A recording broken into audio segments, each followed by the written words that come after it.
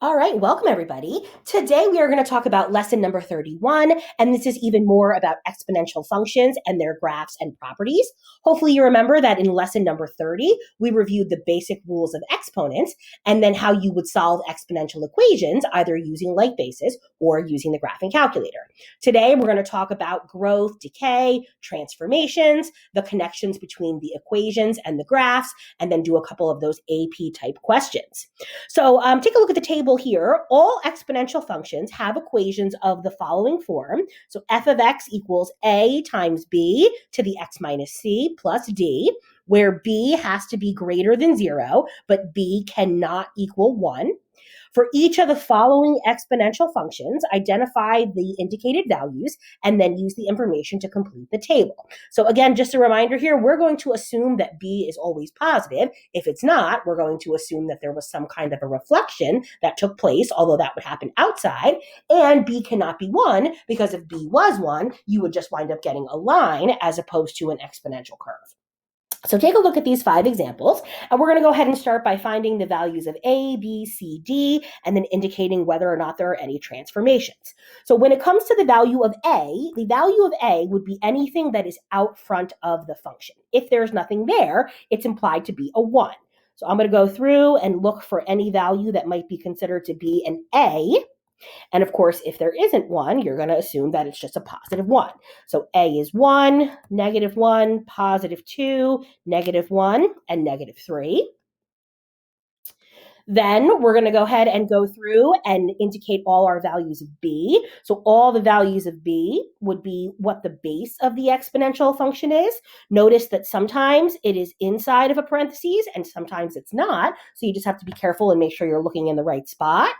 So 3 over 2 for number 1, 3, 2/3, 2/3, and 1/2. Again, notice that whatever is out front, again, that is, of course, the A. Whatever is being raised to the exponent, whether it's in a parentheses or not, that is going to be your value of B. It's important that you're able to kind of separate the transformations. Now, to find the value of C, if you kind of look up in the formula, x minus c, remember that the rules of transformations only work if you have a positive 1 in front of the x. That's the only way you're able to quickly say up, down, left, right, etc.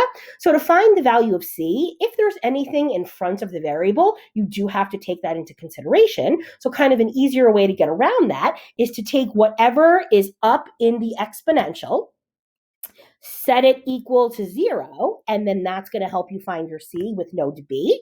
So negative x plus 2, set that equal to 0.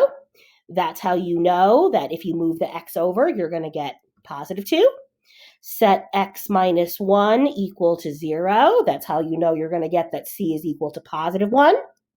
Similarly, in the next example, negative x plus 2 equals 0. That's going to give you x is positive 2.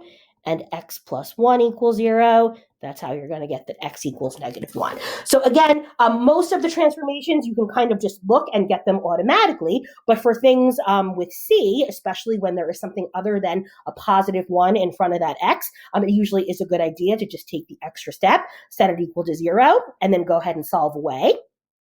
So the value of D is if there is a big plus or minus on the outside.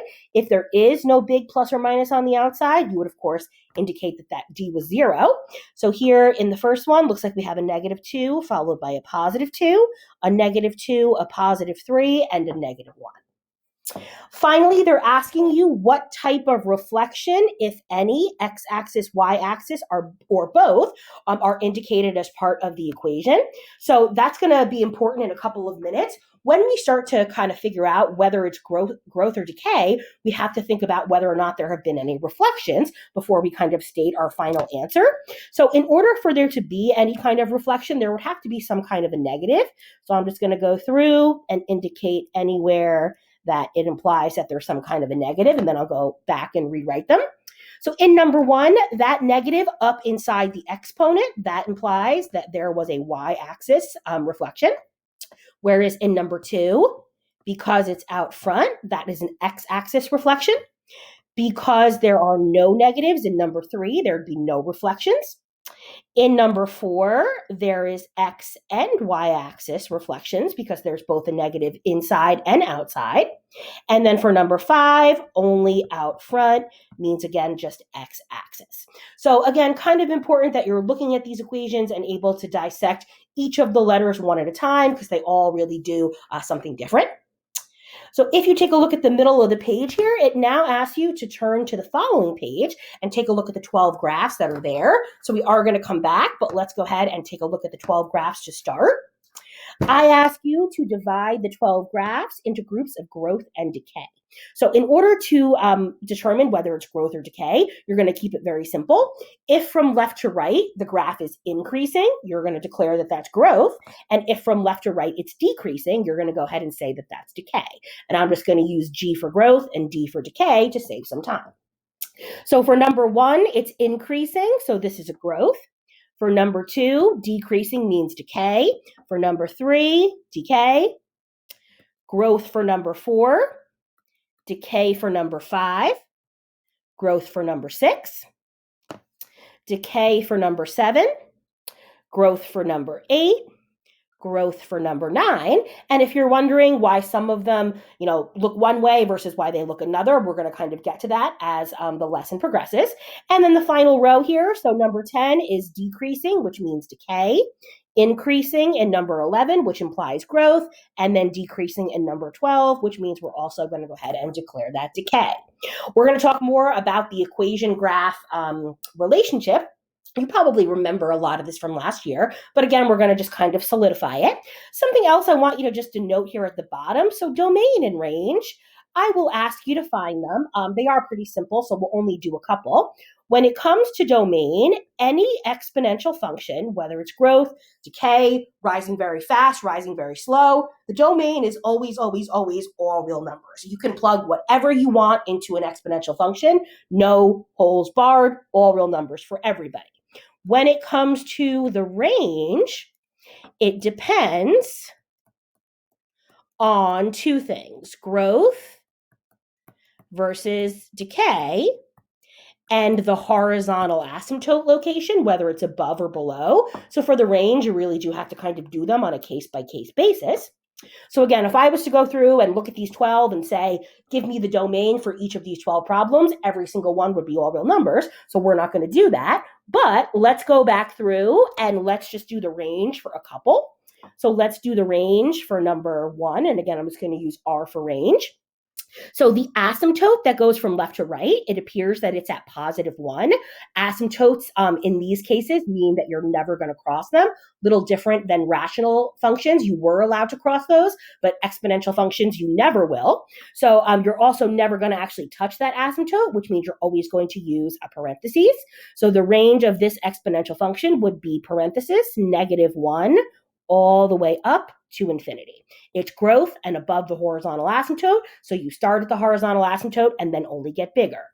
For number 4, if we wanted to do the range, so because it's growth and above the horizontal asymptote, you would say that you're starting at the horizontal asymptote, which would be parentheses -2, and then all the way up to infinity.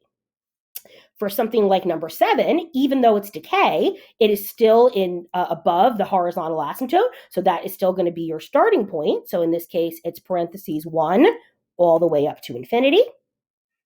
Finally, how about number 10? So number 10, it's decay, and it's underneath the horizontal asymptote. So for the range, this time the horizontal asymptote is the highest value, and it only goes lower. So you would say that the range is -infinity, getting larger and larger and larger to -2, but not actually ever quite getting there because of the fact that it's a horizontal asymptote. Feel free at any point to go back and redo the ranges for the remaining 8 questions if you need additional practice, but I would imagine for most of you, that's probably enough. So let's go ahead and go back then to the previous page. So in the boxes below, identify how the values of A and D in the equation seem to affect the graph of the function. So if you were to go back and look a little bit more carefully at each of those graphs, because of the fact that the A is the value out front, that's going to tell us whether or not the graph is above or below the horizontal asymptote. So there are 2 different scenarios. So the first of which is, what if A is less than 0? Then the graph is below the horizontal asymptote, HA for short. The second of which, if A is greater than 0, then the graph is above the horizontal asymptote. And of course, you could go back and look at all those graphs and confirm if you need to. Then I want to talk about D. So D is what moves the graph up and down. So that's what moves the horizontal asymptote. So 3 things we have to know about D. So in number 1, the value of D is the horizontal asymptote. If D is negative, which means less than 0, then the horizontal asymptote is below the x-axis. That should make sense because it means that the graph moved down. The horizontal asymptote, of course, always starts at 0. So the horizontal asymptote for any exponential function you assume starts at y equals 0, and then it can only move up and down. And then if D is greater than 0, then the horizontal asymptote is above the x-axis.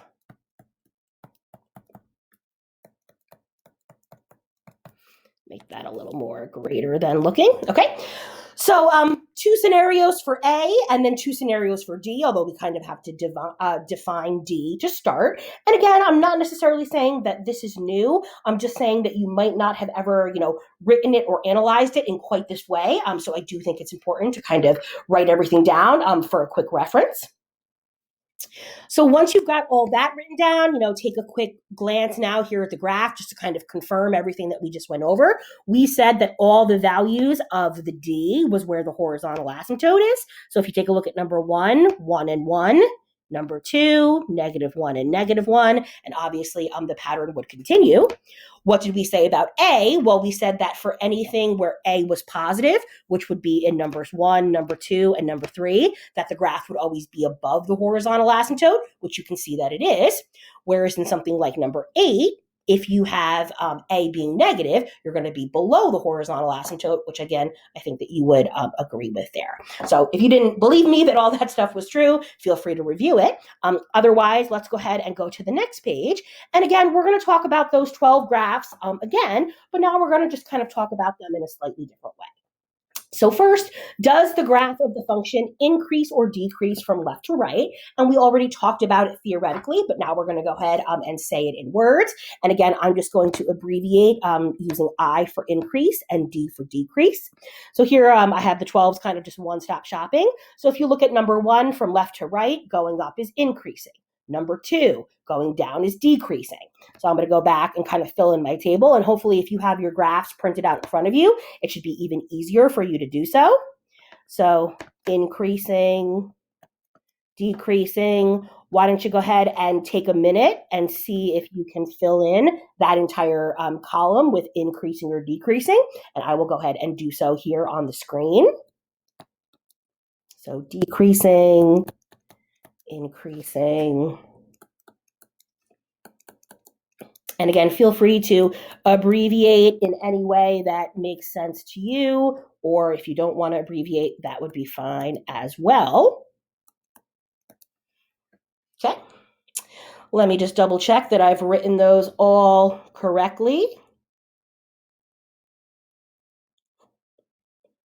Okay, looks good to me. So then the next column is asking you whether or not it's growth or decay. Now, you would think that they would always be the same, and you would be correct. There are some kind of special cases we have to consider as we move further along in the table. But normally, if the graph is increasing, you can go ahead and say that that's growth. Whereas if it was decreasing, you could go ahead and say that it was decay. And again, I'm just going to go ahead and abbreviate. So something that's increasing would be growth. So I'm going to go through and all of my increasings, I'm going to go ahead and classify those with G for growth. Sorry, those are kind of strange looking G's, but hopefully you don't mind too much. Then for the decays, so decay is decay, so D's for everybody else. And that's the part that kind of translate exactly. So really should be not too much think work in terms of that. But then for the third column, so based on the equation, has there been either an X or a Y axis reflection? So again, if you go back to the graphs, if you were looking for X axis reflections, you'd be looking anywhere that there was a negative out front. So if I go ahead and do those in yellow, I'd be looking for anywhere that there's a negative out front. So it looks like there's one here in number 8, looks like there's one here in number 10, and looks like there's one here in number 12. Then, if I was looking for any y-axis reflections, I'd be looking for any negatives inside the exponent. So here's one in number 7, here's one in number 9, here's one in number 11, and that would be it. So now I kind of want to take those observations and I want to translate them into my table. So in the first 6, there are none for each.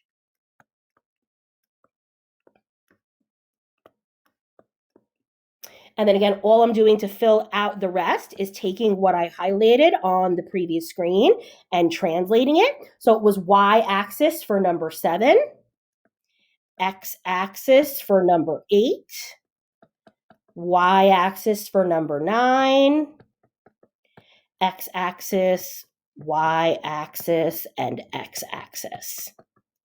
And those should be relatively easy for you to identify given the fact that you've seen these exponential functions time and time again. So then what they're asking you here in the final column is b greater than 1 or is it between 0 and 1 in the equation if you're assuming that the equation is f of x equals a times b to the x minus c plus d. So again, here's where it gets a little bit dicey. So for any of the equations that have no reflections, you can assume that growth means bigger than 1, and you can assume that decay means between 0 and 1. When there are reflections for the final 6, we're going to have to go ahead and give it an extra look. So for growth and no reflections, that would imply that b was greater than 1. For decay and no reflections, that would imply that b was between 0 and 1. Similarly, for number 3, growth, no reflections, greater than 1. Decay, no reflections, between 0 and 1. And again, growth, no reflections, b would be greater than 1. So a little bit different for the remaining 6 problems. So if you take a look again at the graphs here, so let me just erase some of those colors here. We already said that the first 6 didn't have any reflection. So now we kind of want to look at those second 6. So if you take a look at number 7, if you are assuming that there was a reflection over the y-axis, that means that the graph had to start looking like this. If the graph had to start looking like the red, then that means that it started looking like growth. So that means that I'm going to say that b is greater than 1. In number 8, if you're assuming that there was a reflection over the x-axis, then you're assuming that the graph started looking like this. If the graph started looking like the red, then that would have actually started looking like decay. So you would have to say that b was between 0 and 1. So what you're kind of noticing so far, that if there are reflections, you kind of have to go back and take a look. And if you were to go back and do those one by one, you're going to wind up getting the following. So let's go ahead and fill in the rest of the table, and then we'll talk about it. Okay. And again, we are looking at these yellow highlighted ones here, so 7 to 12. So if you take a look at number 7, so it was supposed to be decay, but b was greater than 1. Supposed to be growth, but it was between 0 and 1. And if you kind of look at each of these, you can see that it swapped every time. What originally wound up being growth or decay actually started off with a b value that was the opposite. And that is what's going to happen every time there are reflections. So we're going to kind of go ahead and summarize that underneath. So after completing the table above, how to determine based on the equation if an exponential function will have a graph that represents a growth or a decay. So there's actually 2 different scenarios for each and then one special case. So in order for there to be a growth situation, it means that b has to be greater than 1 and no reflections. That's how you can rest assured that it'll be growth the entire time. The second case under which there is going to be growth is if your B starts off between 0 and 1, and there's either X or Y reflection, then it's going to swap. In terms of decay, there are two scenarios under which you're going to be sure that you have decay. The first one is if your B is originally between 0 and 1 and there's no reflections, you can rest assured that you are in fact going to have decay the whole time. The second scenario is if your B is greater than 1 and there is either an X or Y reflection. And I know you're maybe kind of writing this down, trying to keep up. We just returned from Thanksgiving break, so maybe your mind's not quite following on all cylinders yet, firing on all cylinders. But if you go back and think about that, it really should make sense. If there are no reflections, however the base started, it will remain. Whereas if there are reflections over the X or either over the Y, it's going to swap. You may or may not have noticed there is a special case that we haven't considered, and that's what happens if you reflect over the X and the Y. So we're actually going to kind of write that underneath as a special case. So if a graph has X and Y reflections, then growth stays growth and decay stays decay. And again, if you kind of think about that for a minute, it should make sense. If reflecting over one of the axes changes it from growth to decay or vice versa, flipping it again over the other axes should go ahead and flip it back. So in green there, that's kind of the special case. So keep those reflections in mind as we go through, because some of the problems are going to assume there was a reflection and some of them are going to assume that there wasn't one. So if you take a look at the last page here are just some kind of different things that I want you to be able to analyze in terms of the questions that we did today. So for the first one here, you're given a graph. Notice that you're given the equation A times B to the X plus C.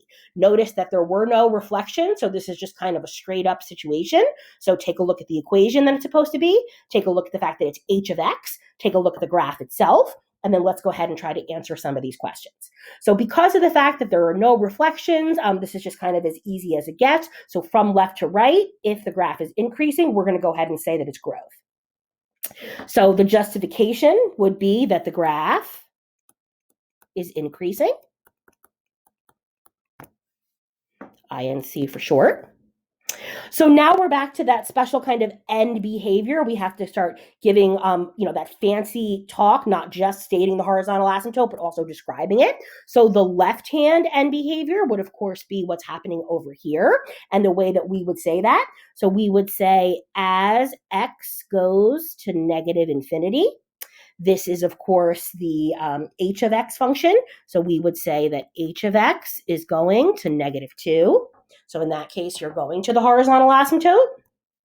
Let me just color code that for you. So the left-hand end behavior in yellow, that is as X goes to negative infinity, then h of X goes to -2, where the right-hand end behavior, which I'll do in blue, that's what's happening over here. So we would go ahead and say for that as X goes to positive infinity, then h of X is also going up to positive infinity.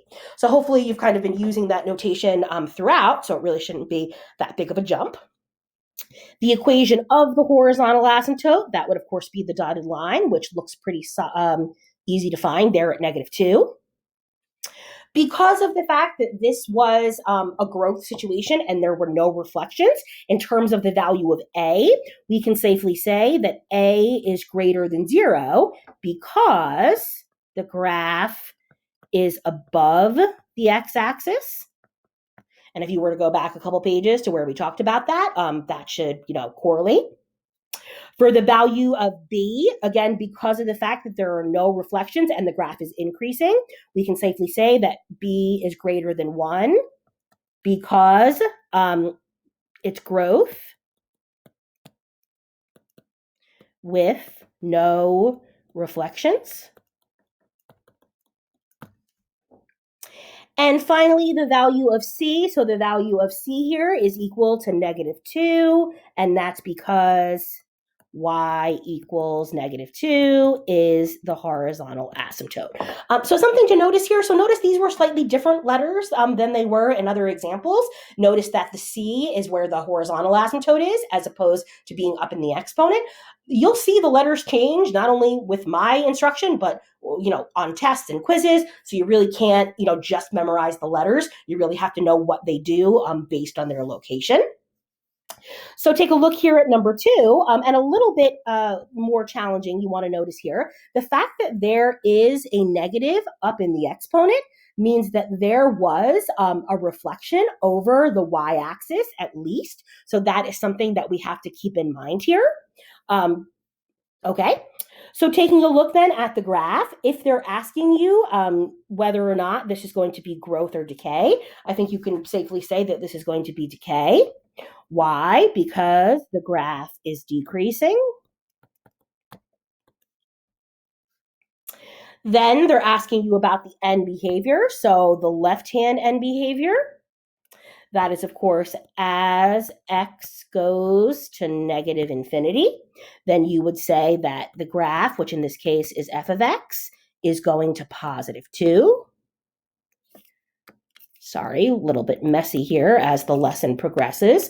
So as x goes to -infinity, then your right-hand end behavior would be over here. So your right-hand end behavior, as x goes to +infinity, then f of x is going all the way down. So we would say that that was -infinity.